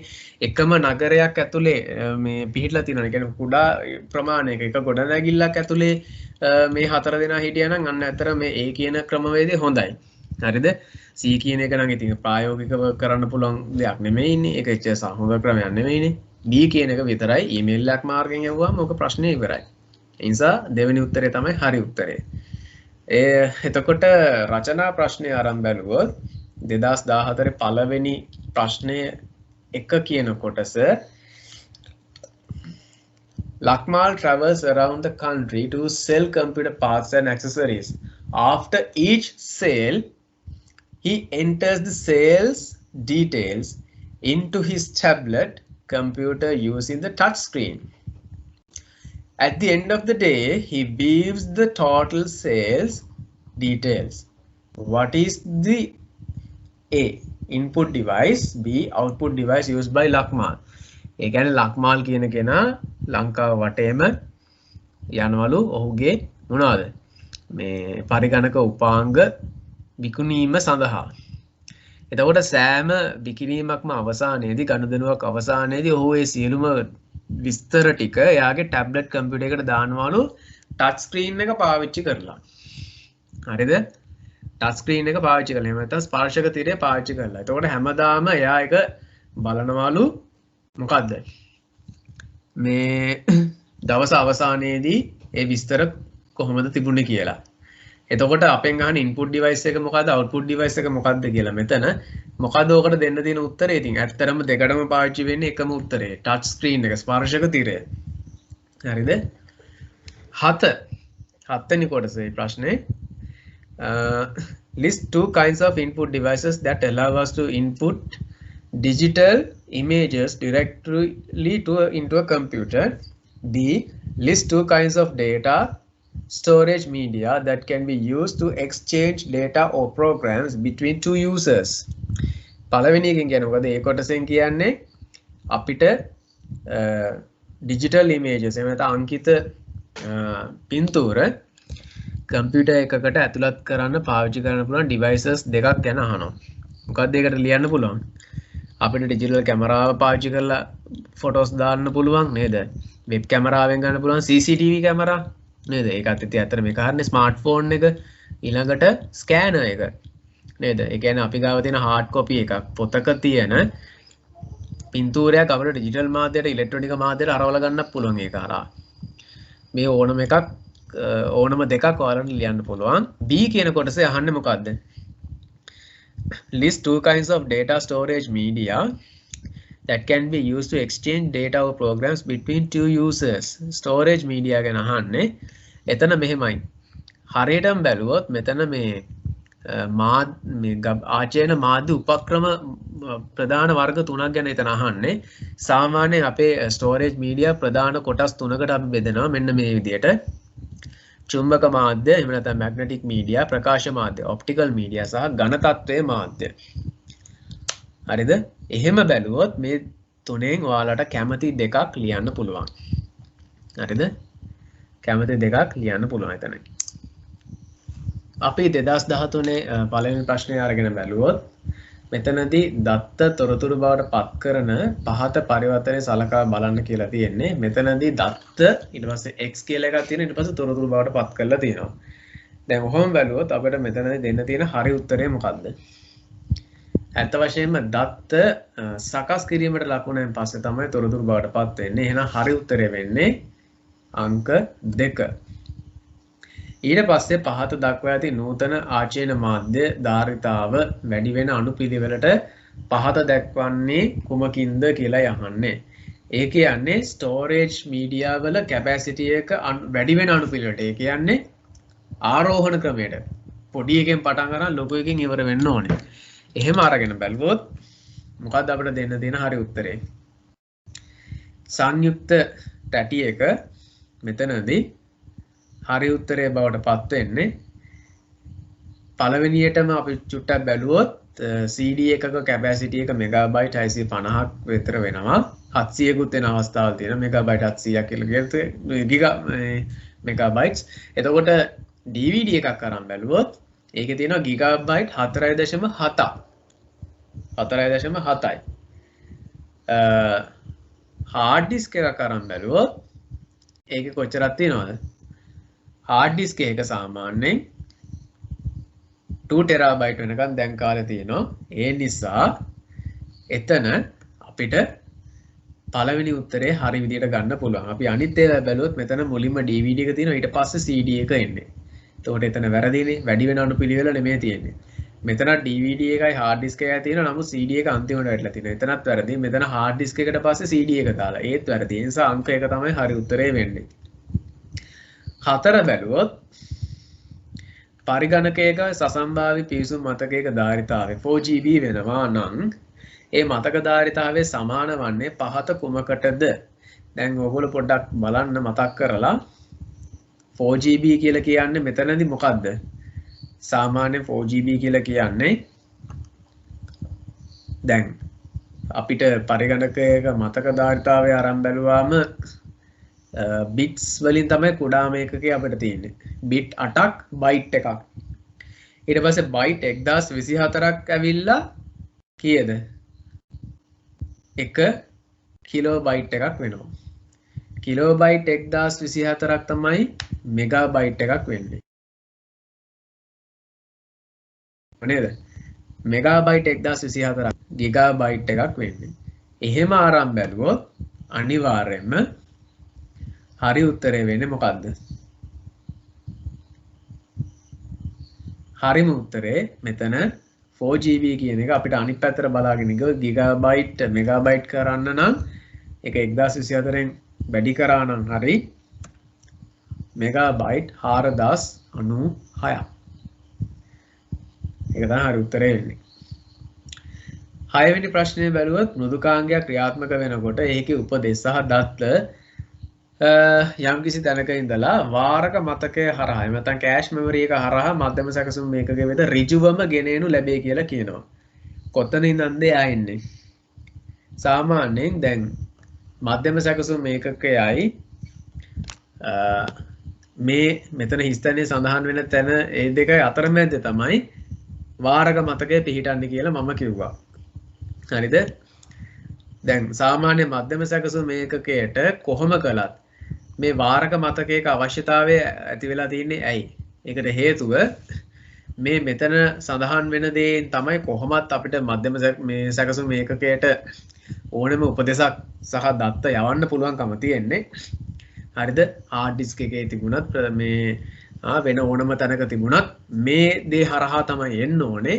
ප්‍රශ්නේ තියෙන්නේ ඒ ප්‍රධාන මතකය කියන එක තමයි මේකට හරි උත්තරය වෙන්නේ. ප්‍රධාන මතකයේ තියෙන වේගයයි මධ්‍යම සැකසුම් ඒකකයේ දත්ත මේ ගන්න වේගයයි අතර පොඩි වෙනසක් තියෙනවා. ඒ නිසා එකපාරටම මේන් මෙමරි එක එහෙම නැත්නම් ප්‍රධාන මතකයෙන් එන මේ දත්ත එකපාරටම ගන්න බෑ. මේ දෙන්න අතරමැද්දේ ඉන්න වාරක මතකයෙන් තමයි සම්පූර්ණයෙන්ම ඒක නියමිත ගැළපෙන වේගයට සකස් කරලා CPU එකට දෙන්නේ CPU එකෙන් දෙන එක වුණත් අර මෙමරි එකට ගැලපෙන ආකාරයට මේ ප්‍රධාන මතකයට ගැලපෙන ආකාරයට වේගය හදලා කර දෙන්නෙත් වාරක මතකෙන්ම තමයි. ඒ නිසා දැන් මෙතන උත්තරේ මේ හිස්තනේ හැටියට හරි උත්තරේ වෙන්නේ ප්‍රධාන මතකය කියන එක. අංක 7 තාක්ෂණයේ දියුණුවත් සමගම රික්තක බට එහෙම නැත්නම් වැකියුම් ටියුබ්ස් ට්‍රාන්සිස්ටර් මගින් ආදේශ වුණා. හරිද? ඒකට අදාළව පරිගණකයේ සිද්ධ වුණු වෙනස්කම් නිවැරදිව වන්නේ කුමක්ද කියලා අහන්නේ. අර සුපුරුදු ප්‍රශ්නේ ආයෙ අහලා තියෙනවා. මේ උද්දෙත් මොකද්ද කියන්නේ? වැකියුම් ටියුබ්ස් ඒ කියන්නේ පරිගණක මේ පරම්පරාවල් වලදී ඉස්සරහට වෙච්ච වෙනස්කම් මොනවද කියලා අහන්නේ. වේගයයි විදුලියයි විශාලත්වය ගැන මේ පොදුවේ උත්තර හතරෙන්ම අහන්නේ. හරි එක අපි බැලුවොත් දැන් ඉස්සලා බැලුවොත් දැන් වේගය ගැන සලකා බැලුවොත් මොකද උනේ? වේගය වැඩි වුණා. වේගය වැඩි වුණා. ඒ නිසා අංක 1යි 2යි බැහැර කරන්න පුළුවන්. වේගය වැඩි වුණාම විදුලිය භාවිතාවය අඩු වුණා. ඔව් ඒකත් හරි.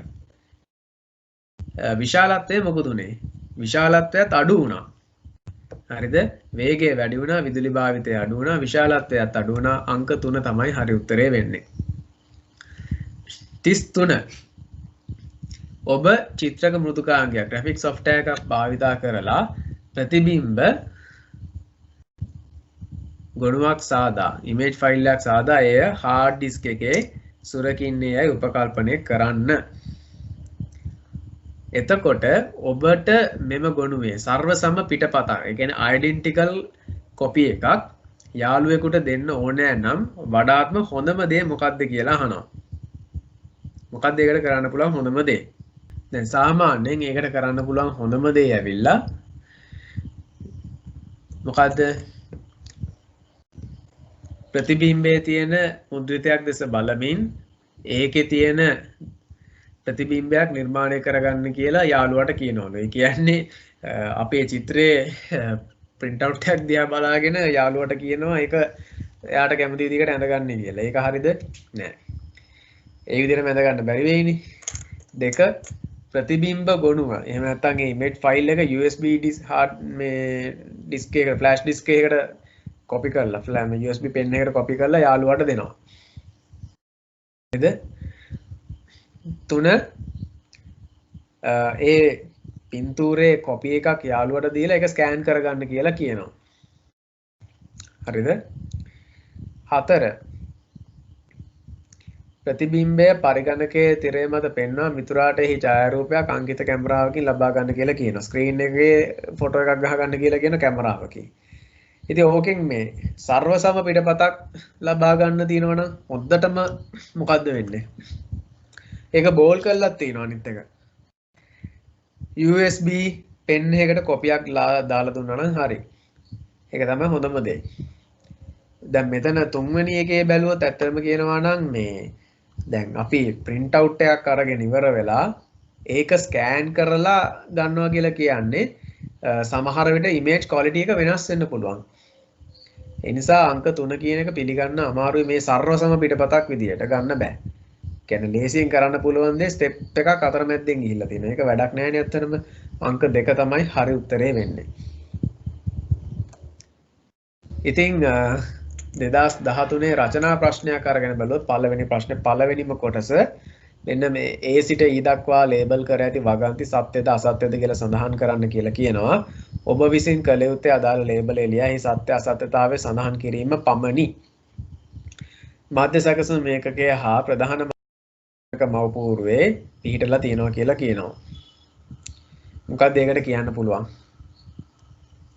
මධ්‍යම සැකසුම් මේකකයේ ප්‍රධාන මතකයේ හා පරිගණකයේ මවපූර්වේ පිහිටලා තියෙනවලු. ඒක ඔව් සත්‍යයි. B මොකද්ද? පරිගණක ක්‍රමලේඛකයක් කියලා කියන්නේ. මතක අපිට ප්‍රෝග්‍රෑම් එකක් කියලා කියන්නේ යම්කිසි කාර්යයක් කරගන්න පරිගණකයකට දෙන උපදේශ මාලාවකි. ඔව් ඒක හරි. C පරිගණකයට සම්බන්ධ විදුලි සැපයීම නතර කරන විට hard disk එකේ තිබිච්ච දත්ත මැකිලා යනවලු. නෑ ඒක වැරදි. ඇයි ඒ? hard disk එක කියන්නේ non volatile memory එකක්. එහෙම නැත්නම් නැෂ නොවන මතකයක් තියෙන්නේ. ඒක නිසා එහෙම දෙයක් සිද්ධ වෙන්නේ නෑ. D පරිගණකයක මතකධාරිතාවය වැඩි කිරීම පරිගණකයේ කාර්ය සාධනය performance එක වැඩි කිරීමට සාමාන්‍යයෙන් හේතු වෙනවලු. ඔව් ඒක හරි. RAM එක වැඩි කරලා ගත්තාම ඒක ගොඩක් හොඳයි. ද්‍රව ස්පටික තාක්ෂණය එහෙම නැත්නම් liquid crystal technology එක පරිගණක තිර සැඳීම සඳහා භාවිත කරනවා. ඔව් ඒක හරි. LCD ස්ක්‍රීන් තියෙනවානේ. එතකොට පස්සේ ඒ අවුදේ එකේ දෙවෙනි ප්‍රශ්නය A වගුවේ එක් අයිටම තියෙනවා B වගුවේ තියෙන අයිටම සමග ගලපන්න පුළුවන් කියලා තියෙනවා. හරියට ලේබල් යොදලා ලියන්නයි තියෙන්නේ. කියන්නේ I වලට එන්නේ මේ මොකක්ද අකුර කියලා ලිව්වා නම් ඒක හොඳටම ඇති. අධෝ රක්ත කිරණ කොහෙද තියෙන්නේ? දුර ස්ථානවලට සම්ප්‍රේෂණයට සුදුසු නියමු නොවන මාධ්‍ය වෙනවා කියලා තියෙනවා. ඊළඟට දත්ත සම්ප්‍රේෂණයට තඹකම්බි භාවිතා කරයි.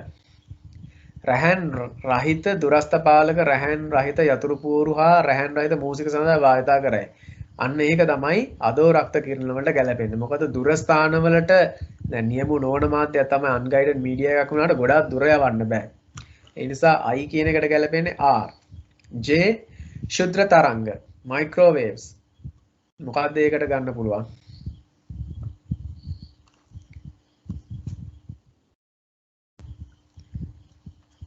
මෙන්න මේක.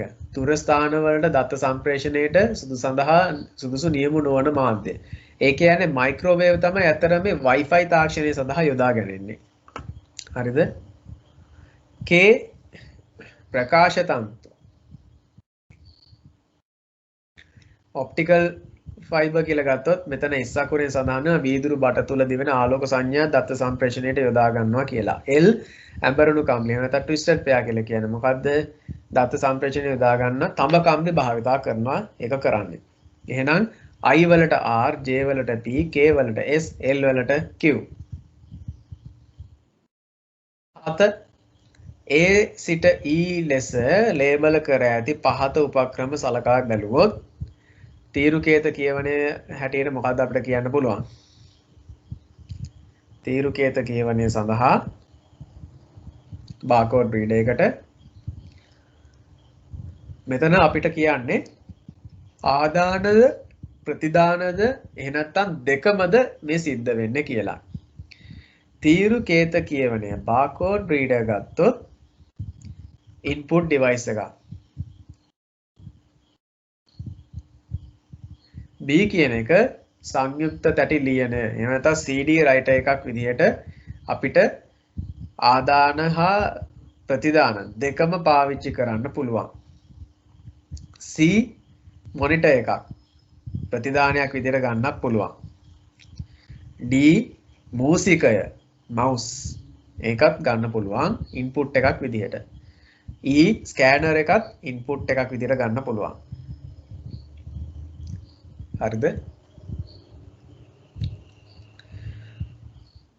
2012 රචනා ප්‍රශ්නය බැලුවොත් පහත සඳහන් කුමක් අතුරින් පරිගණක සකසු තාක්ෂණයේ පරිණාමයට අදාළ නිවැරදි පටිපාටිය දැක්වේද?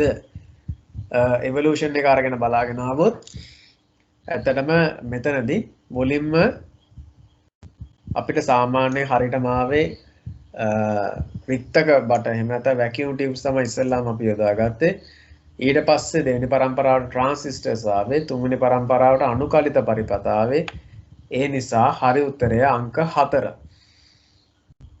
2 පුස්තකාල තොරතුරු පද්ධතියකට පරිශීලකයෙකු විසින් පොතේ නම ඇතුළත් කළ විට අදාළ දත්ත සමුදාය පිරික්සීමෙන් එම පොත පුස්තකාලයේ තිබේද යන්න දක්වයි. මේ පද්ධතිය සඳහා ආදානය ක්‍රියාවලිය ප්‍රතිදානය නිවැරදි පටිපාටියට දැක්වෙන්නේ පහත සඳහන් කවරකින්ද? මොකක්ද ඒකට කියන්න පුළුවන්? දැන් පුස්තකාල එහෙම නැත්නම් ලයිබ්‍රරි ඉන්ෆර්මේෂන් සිස්ටම් එකකට පොතක නම ඇතුළත් කරාම ඒ දත්ත ඩේටාබේස් එක පරීක්ෂලා සර්ච් කරලා බලනවා පොත තියනවද නැද්ද කියලා. ඊට පස්සේ මෙතනදී ඉන්පුට් ප්‍රොසෙස් අවුට්පුට් හරියටම තියෙන්නේ මොකද්ද? මෙතන කියනවා පොතේ නම තමයි ඇතුළත් කරන්න කියලා. හරිද? පොතේ නම කියන්නේ මේ ටයිටල් එක දැම්මම තමයි බලන්නේ. එතකොට පොතේ නම කියලා ගත්තයින් පස්සේ පොත මොකද්ද තිබේද යන වග දක්වයි කියන එක තමයි එතන කියන්නේ. එතකොට දක්වයි කියලා තියෙන්නේ ඒක නිසා ඒක ඇත්තටම මොකද්ද වෙන්නේ? අවුට්පුට් එකක්. මෙතන සකස් කිරීමේ ස්ටෙප් එකට එහෙම නැත්නම් ප්‍රොසෙසින් ස්ටෙප් එකට තමයි දත්ත සමුදාය පිරික්සීම කියන එක ගන්නෙ. එහෙම නැත්නම් search in the database. ඒ කියන්නේ අංක 2 අංක 2 තමයි හරි උත්තරේ වෙන්නේ 2012 අංක 3 ආචයන උපක්‍රම ඒවායේ ප්‍රවේශ වේගයන්ට අනුව ඒ කියන්නේ accessing speed එක අනුව අඩුම වේගයේ සිට වැඩිම වේගය දක්වා අනුපිළිවෙලට දැක්වෙන්නේ පහත කුමකින්ද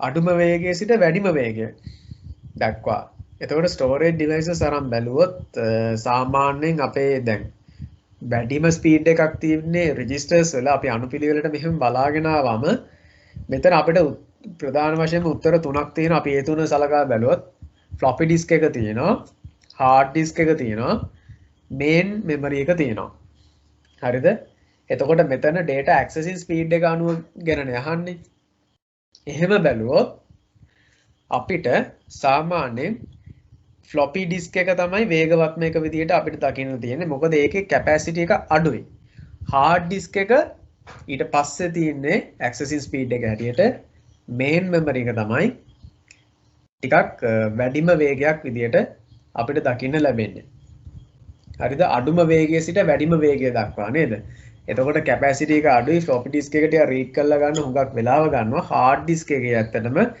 ඊට වැඩිය ටිකක් වේගය වැඩි නමුත් main memory එක කොහොමද CPU එකට සමීපව පිටලා තියෙන නිසා එයා ටිකක් ඉක්මනින්ම මේ කියවීමේ වේගය වැඩි වෙනවා. තත්ත්වවලට පිවිසෙනවා වේගය වැඩි. ඒකයි. හරිද? හතරවෙනි ප්‍රශ්නය සිසුවෙකු වදන් සකසන මෘදුකාංගයක් භාවිතාවෙන් වාර්තාවක් පිළියෙල කරනවා. මේ වාර්තාවේ මෘදු පිටපත එහෙම නැත්නම් soft copy එකට මේ පොතක තියෙන පින්තූරයක් ඇතුළත් කරන්න භාවිතා කරනවා නම් ඒකට සුදුසුම උපක්‍රමය වෙන්නේ මොකද්ද?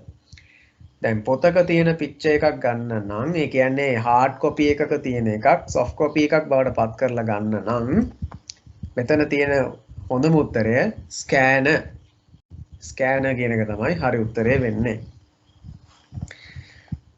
12 වෙනි ප්‍රශ්නය පහත දෑ සලකන්න ශිෂ්‍යයෙකු ගණිතයේ විෂය සඳහා ලබාගත් ලකුණු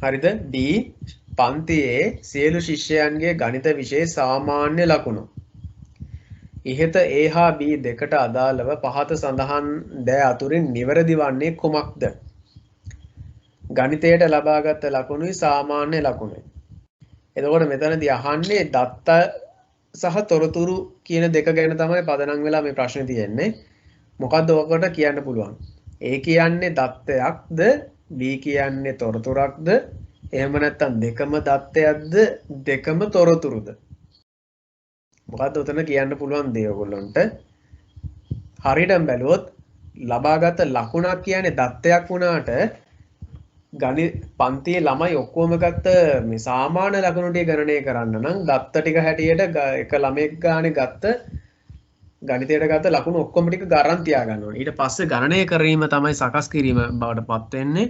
ප්‍රතිදානය තමයි ඇවරේජ් එක දෙන්නේ. ඒ නිසා A දත්තයක් මෙතනදී B තොරතුරක්. එතකොට අපි ඒ අවුද රචනා ප්‍රශ්නය අරන් බැලුවොත් පළවෙනි ප්‍රශ්න තුන්වෙනි කොටස පරිගණකයක ඇති ජාලකරණ වාසි දෙකක් ලියන්න කියලා කියනවා. මොකක්ද ඒකට කියන්න පුළුවන්? ඔයාලට ඇත්තට මෙන්න මේ ඕනම එකක් ලියන්න පුළුවන් ඕනම දෙකක්. ඉතින් හරියටම බැලුවොත් මෙතනදී වේගයෙන් දත්ත හුවමාරු කිරීම ඊට පස්සේ ස්පීඩ් data transferring එකක් විදිහට අපිට ගන්න පුළුවන් ඊළඟට වියදම අඩු වෙනවා මොකද less cost එකක් එතන තියෙනවා ඊළඟට මධ්‍යගත මෘදුකාංග සහ දෘඩාංග පාලනය පහසු වීම centralized software and hardware control එක. ඒ කියන්නේ මොකද අපිට hardware දැන් උදාහරණයක් ඇටියට අපිට දැන් කම්පියුටර් නෙට්වර්ක් කරාම මේ හැම එකකටම අපිට මේ printer සයි කරන්න යන්න ඕනේ. එක printer එකක් එක කම්පියුටර් හයි කරාම එයා අනිත් එකත් එක්ක සම්බන්ධ වෙලා තියෙන නිසා ඕනම වෙලාවක මේ නෙට්වර්ක් කරලා තියෙන නිසා මේ අපිට පහසුවෙන් මේ printers මේ ඕනම පරිගණකයක ඉඳලා printing command එකක් දෙන්න පුළුවන්. ඒ නිසා ඒක හරි. හරිද? ඊළඟට මෙහෙම බැලුවොත්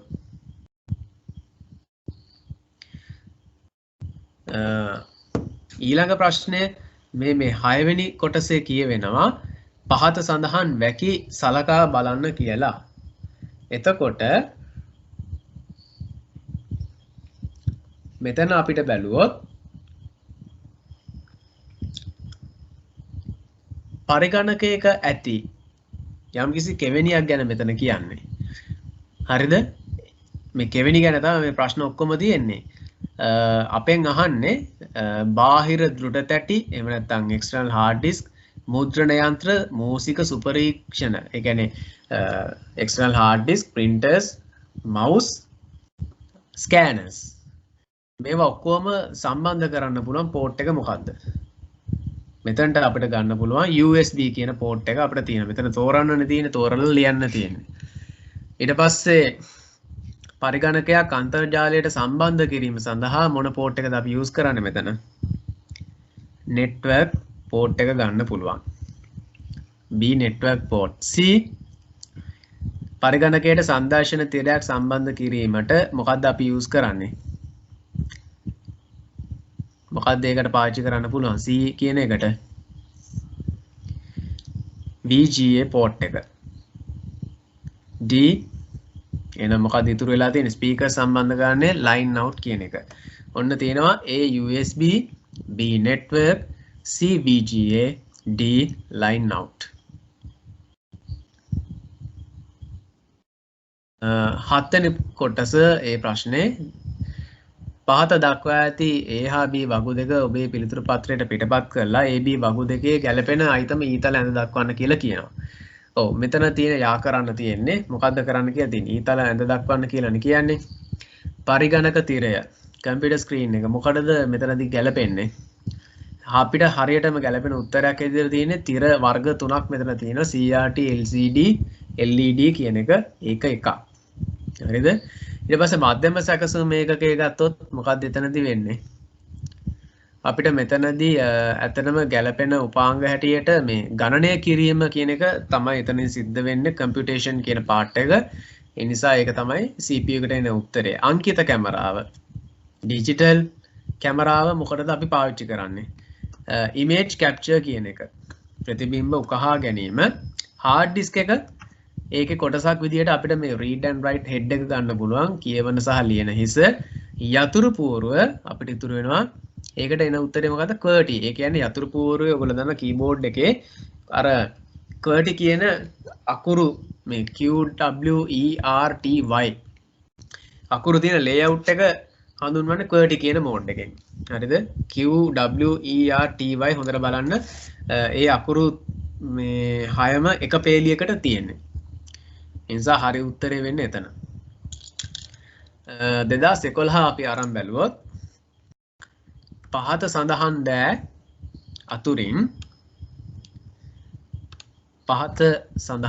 අතුරින් තොරතුරු සමග සංසන්දනය කිරීමේදී දත්ත වර්ගීකරණය කළ හැක්කේ කොමක්ද කියලා අපෙන් අහනවා. දත්ත වර්ගීකරණය කළ හැක්කේ කුමක්ද කියලා අපෙන් ඇහුවොත් මොකද්ද ඔකට කියන්න පුළුවන් ඕගොල්ලන්ට? දත්ත හැටියට වර්ගීකරණය කරන්න තියෙන්නේ අනුරාධපුර නගරයේ සාමාන්‍ය මාසික උෂ්ණත්වය. ඒක ඇත්තටම අපිට ගන්න පුළුවන් වෙන්නේ හරියටම බැලුවොත් ඒක තොරතුරක් බවට වෙනවා. පාසලක පිරිමි සහ ගැහැණු සිසුන්ගේ ප්‍රතිශතය දැක්වෙන වට ප්‍රස්ථාරය. ඒකත් ඇත්තටම බැලුවොත් තොරතුරක් නේද? ඒකත් බැලුවොත් ඇත්තටම තොරතුරක්. අපි මෙහෙම බැලුවොත් ඊට පස්සේ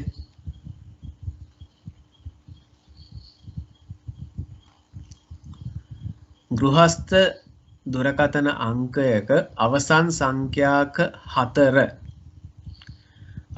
සංඛ්‍යාක 4 කියලා බැලුවොත් එතන ඇත්තරම දත්තයක් විදිහට තමයි ඒක අපිට පිළිගන්න වෙන්නේ. ඒ කියන්නේ සකස් කිරීමට ලක්වීමක් වෙලා නැහැ එතන. ගණිතය සඳහා 10 වෙනි ශ්‍රේණියේ සිසුන් ලබාගත් උපරිම ලකුණ. එතකොට අපිට මේ මොකද්ද? එතනදී සකස් කිරීමකට ලක් කරන්න ඕන උපරිම ලකුණක් ගන්න නම්. ඒ නිසා අංක 3 තමයි මෙතන දත්තයක් විදිහට ගන්න වෙන්නේ. සකස් කිරීමට ලක් වෙලා නැති අවස්ථාවක් මෙතන අහන්නේ. 2 සිසුවෙක් වාර්තාවක් සකස් කරේ පරිගණකයේ තුල ඇති ස්ථිර ආචයන. එහෙම නැත්නම් permanent storage එකකට සේව් කරගන්න. උපක්‍රමය 1 කියන එක මොකක් හරි එකක්. හරිද? permanent storage එකේ තියෙන එක එයා යාළුවෙකුට දෙන්න ඕන නිසා portable මොකක් හරි device එකකට දෙනවා. ඒක අංක 2 කියලා තියෙන්නේ. එතකොට මෙතනදී device number 1 එකටයි device number 2 එකටයි ගැලපෙන්නේ මොකක්ද කියලා යහන්නේ. මොකක්ද ඒකට කියන්න පුළුවන් උත්තරේ?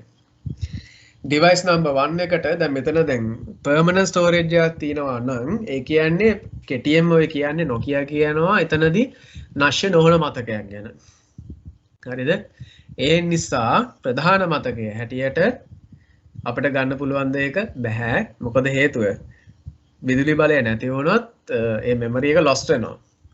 ඒ නිසා hard disk එක මෙතන ගැලපෙන උත්තරයක් විතර ගන්න පුළුවන්. ඊට පස්සේ අපිට බලන්න වෙන නිසා 2යි 4යි කියන උත්තර දෙක බලත හැකි. අනිත් දෙක බැහැර කරන්න පුළුවන්. අංක 2ට ගැලපෙන්නේ මොකද්ද? portable storage එක. මෙතන portable storage එකක් විදිහට අපිට main memory එක පාවිච්චි කරන්න පුළුවන්ද? බැහැ. compact disk කියන එක CD කියන එක අපිට තනින් තැනට ගෙනියන්න පුළුවන් එකක්. ඒ නිසා අංක 2 තමයි ඒකට ගැලපෙන හරි උත්තරේ. අංක 3 ඩිජිටල් කැමරාවක් භාවිතයෙන් පුද්ගලයෙක් ඡායාරූපයක් ගන්නවා. ඊට පස්සේ ඒක කැමරාවේ ඇති ඩිස්ප්ලේ එක මගින් ස්ක්‍රීන් එකෙන් බලනවා. යාළුවෙකුට පෙන්නනවා. එතකොට මේකේ කාර්යය මොකද්ද වෙන්නේ කැමරාවේදී? මොකක් හැටියටද එයා වැඩ කරන්නේ? මෙතන ඇත්තරම දැන් සාමාන්‍යයෙන් අපි කැමරාව පොදුවේ අපි ඉන්පුට් ඩිවයිස් එකක් විදිහට ගන්න. ඒකට හේතුව දැන් පරිගණකයට සම්බන්ධ කරද්දී ඒකේ තියෙන ෆොටෝස් එක ගන්න ඕන හින්දා ඉන්පුට් ඩිවයිස් එකක් විදිහට ගන්නෙ.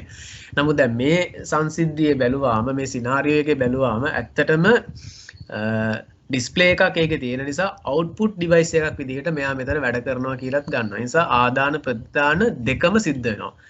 කැමරාවෙන් ෆොටෝ එකක් ගන්න නිසා ඒක ඉන්පුට් එකක් විදිහට වෙනවා වගේම අනිත් පැත්තෙන් ඩිස්ප්ලේ එකෙන් ඒක බලන නිසා මොකද්ද වෙන්නේ? ඒක අවුට්පුට් ඩිවයිස් එකක් විදිහට ගන්න. ඒ නිසා දෙකම වැඩ කරනවා. මෙතනදී අංක 4 හරි උත්තරේ වෙන්නේ. රචනා ප්‍රශ්නය බැලුවොත් 2011 අපොස සාමාන්‍ය පෙළ ආයුධම්කරුවන්ට තම විභාග ප්‍රතිඵල විභාග දෙපාර්තමේන්තුවේ වෙබ් අඩවියෙන් ලබා ගන්න පුළුවන්.